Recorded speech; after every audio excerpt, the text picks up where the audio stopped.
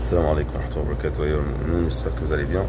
Alors dans cette vidéo, je vais adresser quelques conseils à à des gens qui se disent salafis et qui font des erreurs de débutants, si on peut dire ça ainsi, et qui peuvent faire du mal, subhanallah. Donc on va les conseiller, Inch'Allah, comme ça ils ne font pas ces erreurs-là.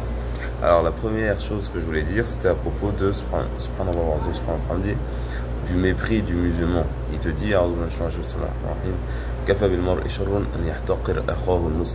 de cela. C'est suffisant comme mal pour une personne que de mépriser son frère musulman, subhanallah.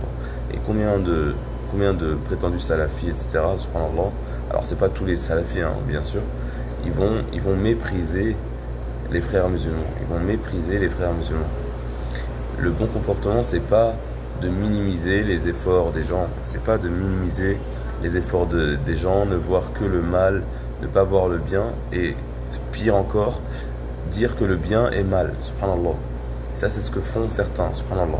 Quand ils désirent, subhanallah, se distinguer des gens, c'est bien de vouloir se distinguer des gens, mais on se distingue des gens par la vertu, par les actes, par ta force.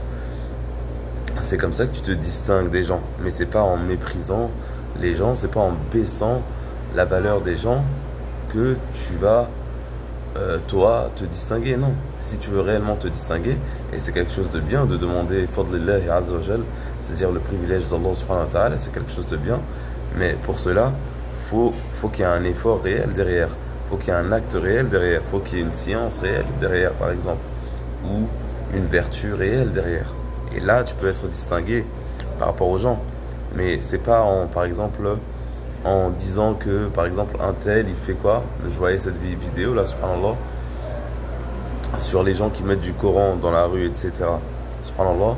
Et il méprise cela. Il dit que c'est une pédagogue, que c'est mauvais, etc., etc. Même si tu peux dire que, bon, tu peux émettre, pas des réserves, mais on va dire, tu peux dire que tu peux en parler, mais c'est pas en méprisant les gens comme ça que tu te fais une valeur, subhanallah. Et ça, on le remarque assez souvent, subhanallah. Donc ça, c'est le premier conseil, subhanallah. Ne méprisez pas les frères musulmans, ne minimisez pas leurs efforts, ne minimisez pas leurs vertus. C'est contraire à ce que le bon musulman doit faire. Le bon musulman, il doit au contraire avoir de la modestie, il doit donner de l'estime à ce que font les frères et les sœurs, subhanallah, et il doit avoir du tawadu lillahi azza wa jal, de la modestie, subhanallah. Voilà, et c'est bien de se concurrencer dans les bonnes actions, mais si tu veux avoir une valeur à toi, alors il faut que ce soit une valeur réelle. D'accord? Donc ça, c'est la première chose, subhanallah. Deuxième chose, il faut éviter de catégoriser les gens comme ça pour toujours baisser de la valeur. Donc c'est ça le piège initial que certains ont, c'est vouloir se distinguer en baissant la valeur des gens. Et comment ils le font? Et pour le faire à grande échelle, ils font quoi? Ils prennent des groupes, ils vont dire un groupe, les frères musulmans, l'établir, les soufis, etc., etc. Sans même analyser ce qui est à blâmer dans certains mouvements, dans certains groupes, ce qui est à blâmer, et sans même distinguer les gens qu'il y a entre eux. C'est-à-dire que les gens, ils sont pas pareils. Les gens, parfois, ils sont dans un certain groupe parce que c'est leur quartier, par exemple.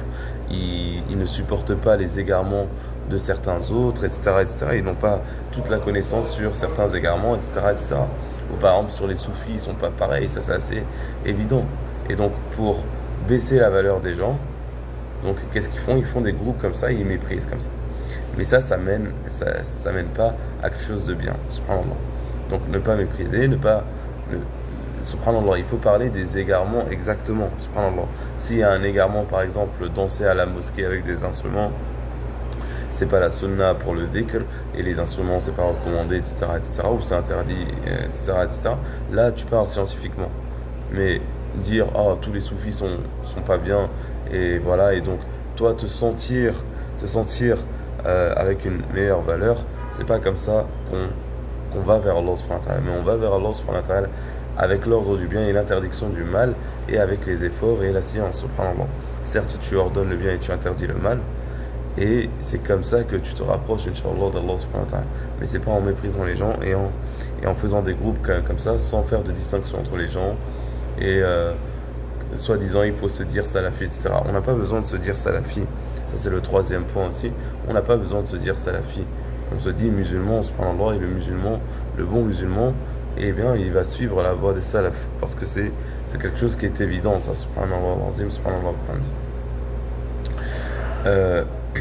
Ensuite, subhanallah, faut pas prendre forcément toutes les fatwas des gens en Égypte, en Arabie Saoudite, etc. et les coller sur nous. Les systèmes politiques sont pas les mêmes. En Égypte, tu peux pas parler bien des frères musulmans publiquement. Donc faut pas prendre les paroles de Raslan et dire que voilà ce qu'il dit sur les frères musulmans et c'est comme ça. Eux, ils subissent une pression et c'est des vraies pressions parce que ça peut aller en prison pour peu, etc. Ils subissent une pression que toi tu connais pas forcément. Donc fais bien attention à cela, pareil en Arabie Saoudite, etc., etc. Donc faites bien attention à ça et prenez en compte le contexte, mais pour certains, c'est compliqué ça. Voilà, donc voilà. Ensuite, faut être modeste, faut être bienveillant vis-à-vis des musulmans, faut être doux, etc., subhanallah. Bien évidemment, et il faut pas, bien évidemment, l'innovation qui est mauvaise, subhanallah, qui est vraiment très mauvaise, comme ce que font certains chiites, comme insulter des sahaba, ou voire pire, subhanallah, ou encore dire des choses dans la aqida qui sont graves, etc. D'accord, il y a des choses qui sont graves et il faut le dire clairement.